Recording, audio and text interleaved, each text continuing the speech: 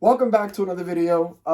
Today's topic is going to be dating while having sickle cell disease, right? So when I'm asked, how do I date while having sickle cell, and how do I navigate around having sickle cell and dating, it's very simple. And I'm going to talk to you about how simple it is, right? But I just want to say that I am as open as I could possibly be with you guys, specifically in my channel, being that I always advertise the fact that I want this channel to be as educational as possible for my viewers. Sickle cell has not hindered my opportunity to date different people accordingly, right?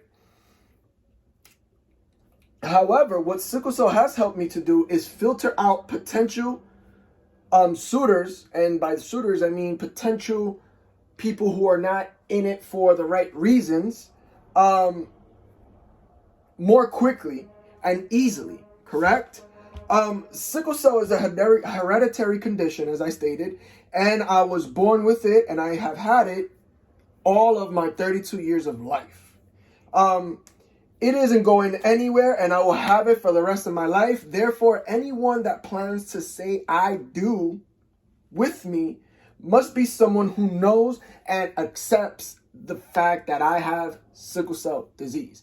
Now, with that being said, I just want to say and let my viewers know that dating with sickle cell disease is something that you have to make sure that the other person knows what your condition entitles and knows what it means to be with a person that has sickle cell. You know, you got to let them know the pros and the cons of sickle cell. Now, I personally, as a teenager, I was just speaking to my wife about this topic. I personally, as a teenager, had a bad habit of never telling those that I was in a relationship with the fact that I had sickle cell until after a certain amount of time dating that person. Now, why did I do that, you might ask? Well, I just wanted to see how open the other person was to the fact that I walk with a limp, that I wear a brace on my leg, you know? So I wanted to see how open the other person was to accept me with my physical flaws before I let them into my inner self. And by inner self, I'm saying my sickle cell. Let them know what it is, what I have, and why I have it, and how, you know, it's not something that I can transmit to them through a kiss or through sexual relationships. So I had a bad habit of not really letting them know till after a certain amount of time, because it's like a sense of like security within myself. And, you know, this is something that is different for everyone. You know, not everyone has to do it the way that I did it, but I just feel that, you know, that way was the best way that worked for me as an individual.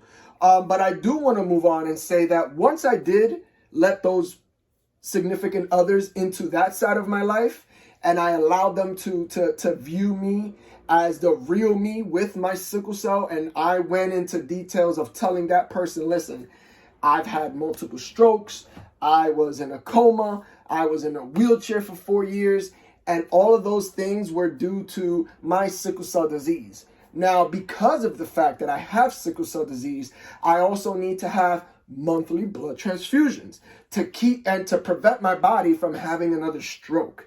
Correct? So once I gave them that side of me, it was like, oh my God, you know, they were like, oh, this guy must be an alien, or this guy, you know, they would run away. Long story short, they ended up running away, or they ended up just acting like they were still interested, but deep down inside, you knew that something changed within them. They just didn't verbally say it to you. And they would end up running away either way. What I want to let my viewers know is you have to make sure that you give the relationship enough time to self-evaluate yourself and to make sure that that significant other is going to love you no matter what, no matter your physical condition, no matter your physical limitations, no matter the fact that you drink a whole bunch of medications to keep yourself healthy, no matter the fact that you need to do specific routines every once in a blue to keep yourself healthy and out of the hospital. If you do those 4 things and you let them know those 4 things, and you see that the person is still the same, then that person is a keeper. That person is showing you that they're interested in you for more than, they're interested in you, and they're not interested in your sickness. Your sickness to them is not going to stop them from loving you, is what I'm trying to say. Correct?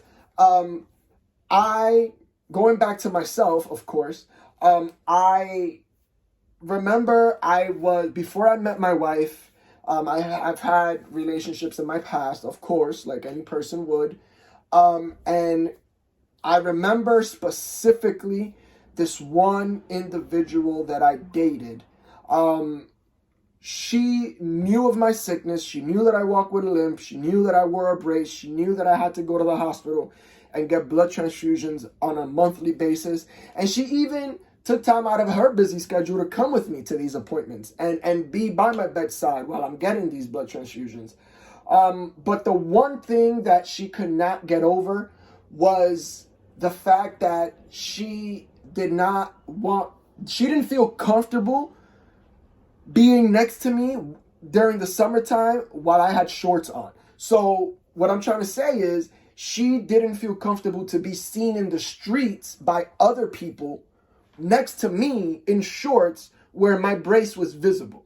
That to her was something that was like blocking her from taking that extra step into our relationship. My mom always told me, that your best bet is to just date someone who understands your sickness as well as you do. Now, as a child, you think to yourself, oh, that's never going to happen, because the only way to understand my sickness as well as I do is if somebody has your own sickness, right? So now with that being said, I want to advise those that are in the age of dating or are interested in the opposite sex, or maybe even in the same sex. Your preference is your preference. I respect it. I'm not here to judge. But you have to make sure that it's not easy. It's not easy to find someone who understands your sickness as well as yourself. Because who knows you better than yourself, right? It's hard. It's hard to tell. Besides a doctor, right? So my mom, again, she used to always tell me, you got to find someone who understands you and your sickness as well as you understand it. But that to me felt like something impossible. That to me felt like something that I was never going to find, something unrealistic, something that was only realistic in books or fairy tales or movies, but I gave myself time to just be with myself, and I really, really think about what I want in that significant other and how I would want that significant other to respect me and accept me with my physical flaws and my chronological disorder, which is, again, sickle cell disease. So I went and, there were times where I dated multiple different partners at separate times, never at the same time, because you never want to do that. So I had, a girlfriend that lasted maybe a year or two. Then there was another time where I dated someone that lasted a few months, but they never really wanted to make that commitment to keep going further into the relationship because of the fact that I had sickle cell. Now, I know that can sometimes be extremely depressive on yourself, because not knowing that someone doesn't want to move forward with you in a relationship because of the fact that you have sickle cell, because of the fact that you need blood transfusions every month, because of the fact that you might or might not have a limp, or might not wear a brace, that starts to build something negative in your thoughts, and you start telling yourself, well, maybe I'm not good enough, or maybe I'm just supposed to be by myself for the rest of my life. In some instances, yes, it's true. There are some individuals that would prefer to be alone for the rest of their lives. But in some instances, like myself, again, I'm going to speak for myself, I knew that that my goal in the aspect of relationships was to eventually date someone, propose to them, ask them to marry me, get married, and live the rest of my life with them, But again, that started to feel like it was almost impossible for me. And then I met my now wife. I had no clue what she did for work. I didn't know what was her background. I didn't know if she knew anything about sickle cell. I didn't even know if she even heard of sickle cell, let alone date someone with sickle cell, correct? Again, my now wife, we met online. We met on Facebook. And when I met her and when we met, it turned out to be that she was a registered nurse. Now, look at that. She's a registered nurse. And my mom once told me the best person for me to date would be someone who understands my sickness as well, if not better than what I myself already understand it. What better person than a registered nurse, correct?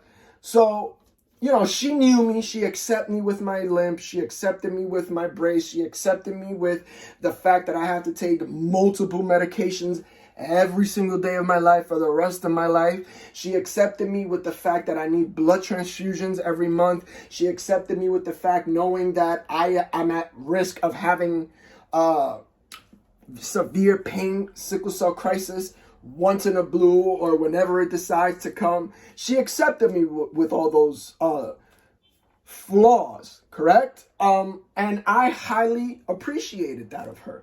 Now, I knew that I was at an age where I no longer wanted to just be in a relationship with no end goal in my life, correct? I knew that if I was going to be in another relationship, it was going to be for forever, and by forever, I mean I was going to end up proposing to this individual. And that's exactly what happened. I ended up fulfilling her dreams. I asked her if she were to ever re-propose, what would be her dream proposal. She said to me that her dream proposal has always been for someone to propose to her at a lighthouse. And that's exactly what I did. We went to a lighthouse in an undisclosed location, and I proposed to her then. And we got married December 19th of last year, and we are going on almost a year of being married. This month, on the 19th, we make 1 year of being married. And let me be the first to say that it was the best decision of my life to marry that person. Why? I'm going to let you know. Because she understood what sickle cell anemia or sickle cell disease was. She understood the symptoms. She understood the fact that I need to take medications to keep myself healthy. She understood that I need to have blood transfusions on a monthly basis to prevent my body from having another stroke. She knew and understood that I walk with a limp, I wear a brace on my leg, that sometimes I have very bad pain crisis, So she understood all those things, and I was happy, and so the ultimate message that I want to leave you guys with today is you have to make sure that whoever it is that you are in a relationship with, you give that relationship time. You make sure that the other person understands the fact that you have sickle cell disease and it's something that you're going to live with for the rest of your life. You got to make sure that you give yourself enough time so that person can understand the signs and symptoms of what it is to date someone with sickle cell disease, which is a video that I am going to be working on. The signs and symptoms of dating someone with sickle cell disease. So be on the lookout for that video very soon. And you do those two things, and also the number one most important thing is be patient. You know, don't rush into anything.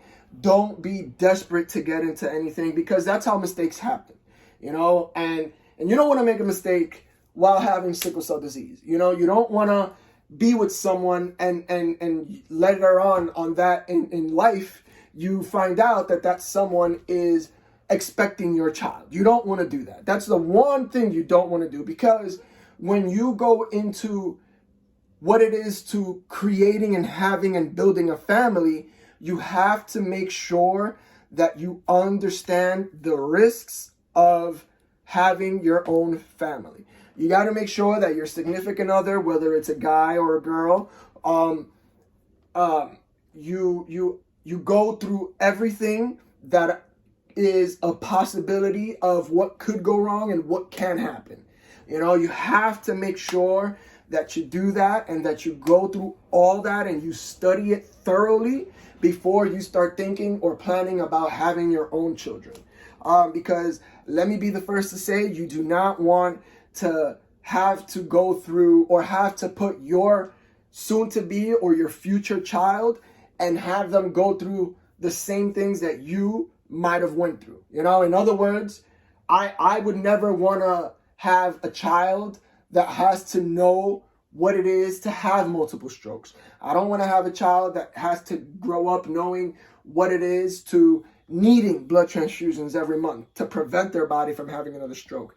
I don't want to give my child the life that I lived, because I didn't live a healthy life as a child. I didn't. You know, it was very hard for me and very difficult for me to make it to where I was, to where I am today.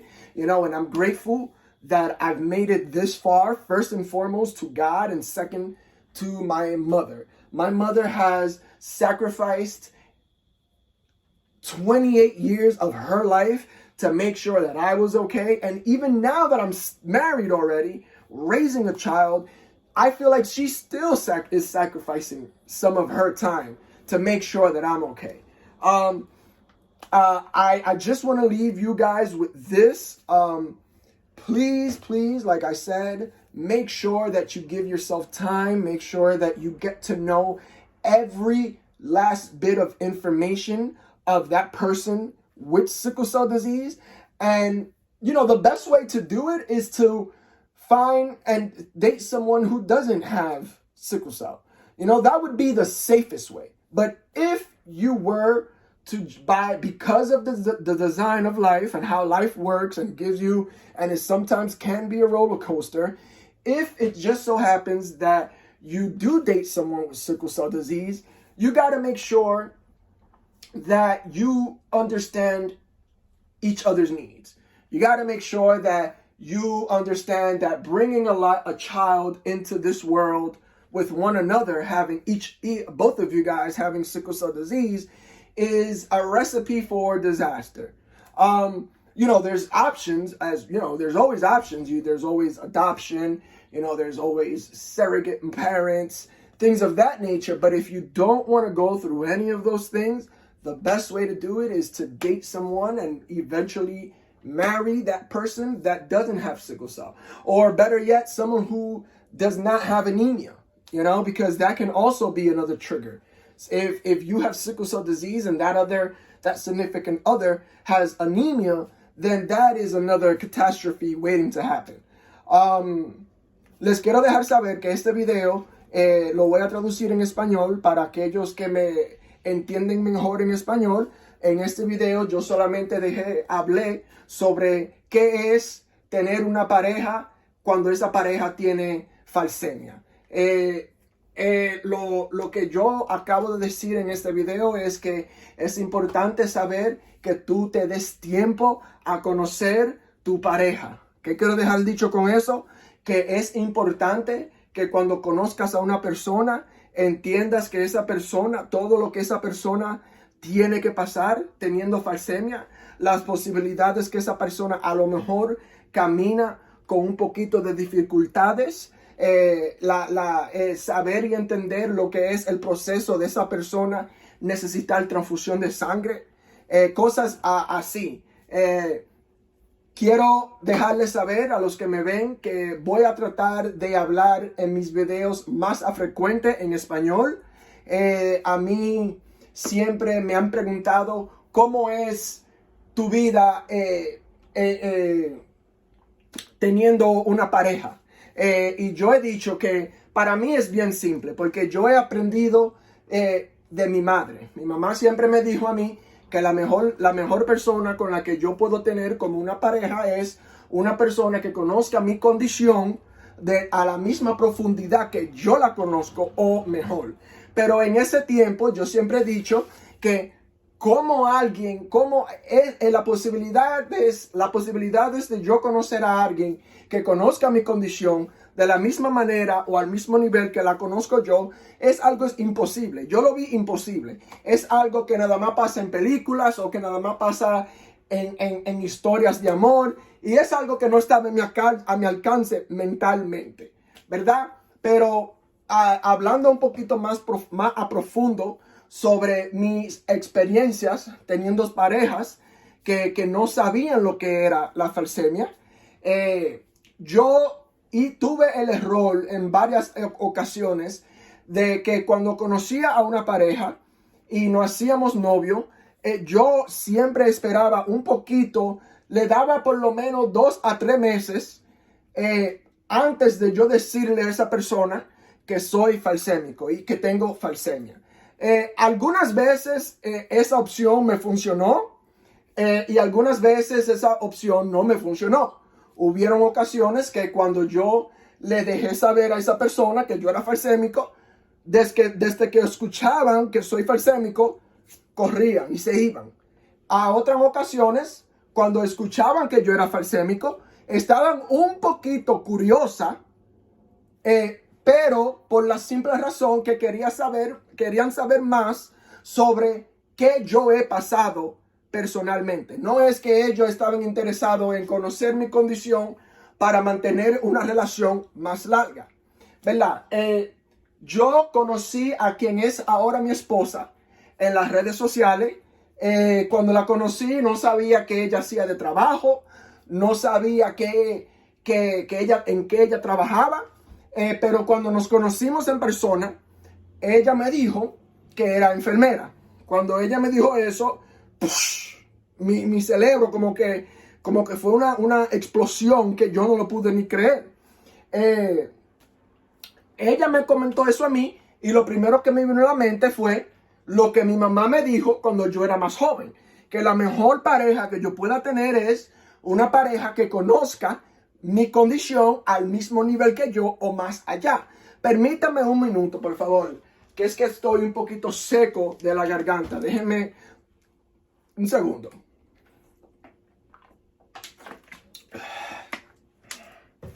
Como iba diciendo, cuando la que es ahora mi esposa, en ese tiempo, me dejó saber que ella es enfermera, me acordé del momento que mi mamá me dijo, la mejor pareja que tú puedas tener es una pareja que conozca tu condición al mismo nivel que tú la conoces o mejor. Nunca me imaginé que yo iba a poder tener una pareja que es enfermera.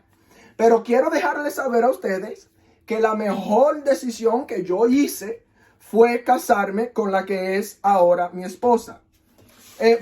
Fue casarme con ella. Y así fue lo que yo hice. Yo le pregunté que cómo fuera que si un hombre le pidiera matrimonio a ella, cómo fuera ese momento para ella. Ella me dejó saber, yo lo planeé todo y así mismo lo hice. A unos cuantos meses más adelantado, pasó nuestra boda y nos casamos diciembre 19 del año pasado. Y diciembre, este mes que estamos ahora, el 19 de este mes, cumplimos 1 año de casado. Antes de terminar ese video, quiero dejarles saber que yo más frecuente, o recordarle por lo menos, que más frecuente voy a estar haciendo eso, traduciendo mis videos en español para aquellos que no hablan o entienden muy bien el inglés. Nos vemos en el próximo video. Se me cuidan todos. Lo quiero mucho.